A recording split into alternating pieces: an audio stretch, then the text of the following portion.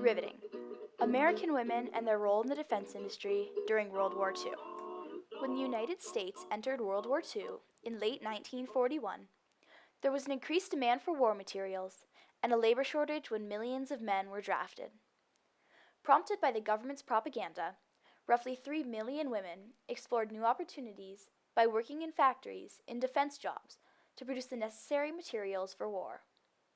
While working in these jobs, women encountered hardships, harassment, and prejudice, but also newfound ideas about their capabilities.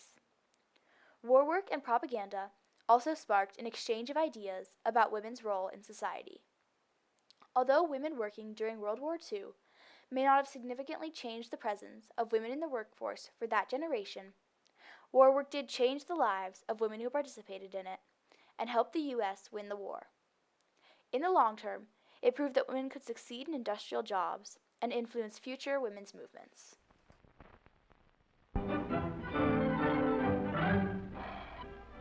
Millions of women who have never before been employed in industry are now enlisted in the nation's labor forces. They are stepping in wherever they are needed to do a man's job.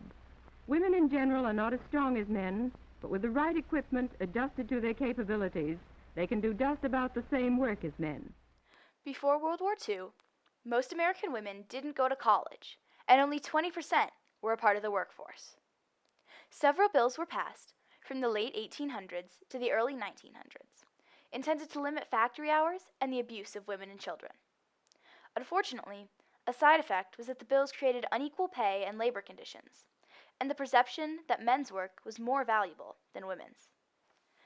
When the Great Depression hit America in 1929 and jobs were scarce, women were further discouraged from working. By 1936, 82% of all Americans believed women with working husbands shouldn't take jobs. However, World War II, the labor shortage, and the need for war materials caused factories to recruit women. World War II led women to explore new opportunities in the workforce. Those who were already working got the opportunity to move to higher-paying defense plan jobs.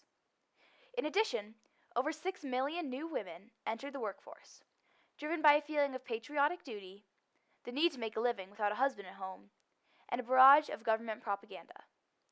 Ruth Jones remembers what it felt like at the time and the effect that it had on her. There was a lot of talk about doing your patriotic duty and everything, and I felt that was where I was. Almost half of the women who entered the workforce took work in war defense plans. Through war work, women explored many new job opportunities, such as riveting, welding, and inspecting ammunition. While working in these new jobs, women encountered many hardships. The work was often detailed and repetitive, or involving hard, manual labor. It wasn't uncommon to work 10 hours a day, despite the difficulties finding childcare. Mary Todd Drullard, who worked in a Seattle shipyard as a welder, remembers, "Sparks would fly and burn through your brassiere. I have a lot of scars there. I would be working on the decks in the awful cold and damp, and would often get electrical shocks because of the electric welding." Despite their significant contributions and effort, many women encountered prejudice and harassment in the workplace. They were heckled by the men and admonished for missing too much work in order to tend the home and family. It was also common for women to be paid less than the men working the same jobs, some of this justified by assigning women different titles. Despite the many challenges, women working in war jobs encountered a sense of independence, confidence, and pride in earning their own money. Interestingly, one young woman packing parachutes for the war effort was singled out as the prettiest woman war worker and photographed to document women's role in defense. Her modeling took off from there, and as she catapulted to stardom as a world-famous movie star, she dyed her hair blonde and changed her name to Marilyn Monroe. During World War II, U.S. citizens exchanged many new and often conflicting ideas about women and their role in society. Women were expected to maintain their femininity, yet the government needed women to work in order to fulfill production goals. This was addressed by mounting a propaganda campaign that glorified women's work. Oh, definitely. The radio and TV were full of it. and they tried to show what was going on in different areas and kind of highlighting the personnel. And so we felt rather proud. An example of this propaganda is Norman Rockwell's iconic magazine cover depicting Rosie the Riveter, a fictional war worker. Rosie was pretty, loyal, hardworking, and patriotic. However, she also had a strong, masculine edge that gave women the power and encouragement to join the workforce in male-dominated roles. World War II also saw an exchange of gender roles, with women adopting characteristics usually associated with men, such as self-sufficiency and power. Columnist Max Lerner from the tabloid PM wrote, "There's a new type of tough girl emerging, although still in a minority. She can outdrink, outswear, and outswagger the men." Men were concerned that women working meant they would have to pick up the home responsibilities, so many did not support their wives in the workplace. The magazine, The Nation, published an article called "America's Pampered Husbands" that pushed for further exchange of gender roles. It said, "If a woman can learn to run a drill press, why can't a man learn to run a washing machine?" In the short term, women war workers provided the U.S. with vital support during World War II. America's total industry production doubled from 1939 to 1945, a direct result of women's contributions and a key to victory. Unfortunately, many women war workers quit or were fired when the war ended. The attitude was that women should go back to being housewives and give up their jobs in factories to returning soldiers. Despite this initial push out of the workforce, war work changed the lives of women who participated in it and showed them what they were capable of. Women were able to make their own money, learn new skills, and become more independent.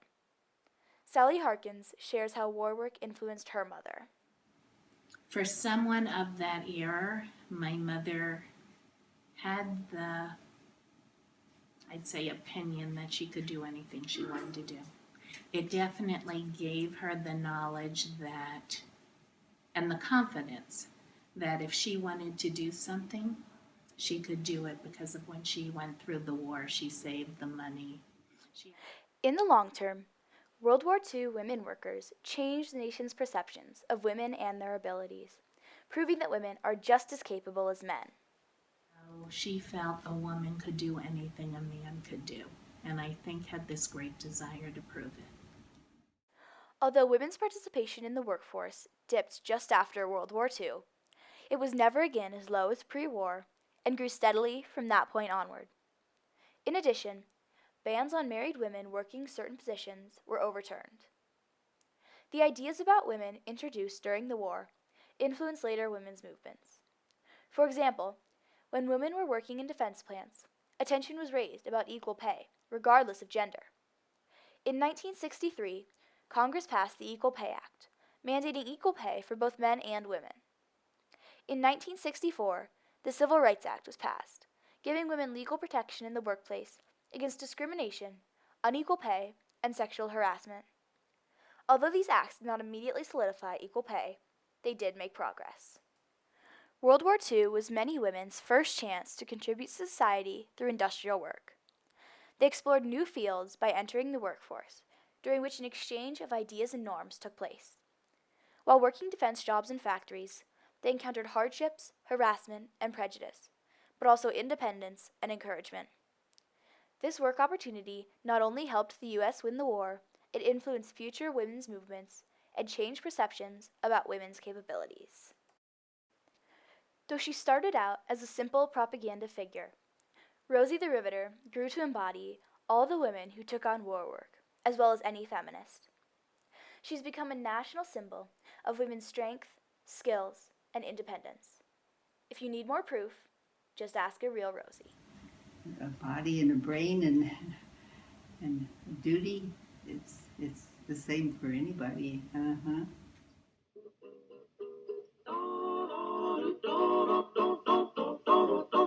All the day long, whether rain or shine, she's a part of the assembly line. She's making history, working for victory. Rosie, the riveter, keeps a sharp lookout for sabotage. Sitting up there on the fuselage, that little frail can do more than a man can do. Rosie.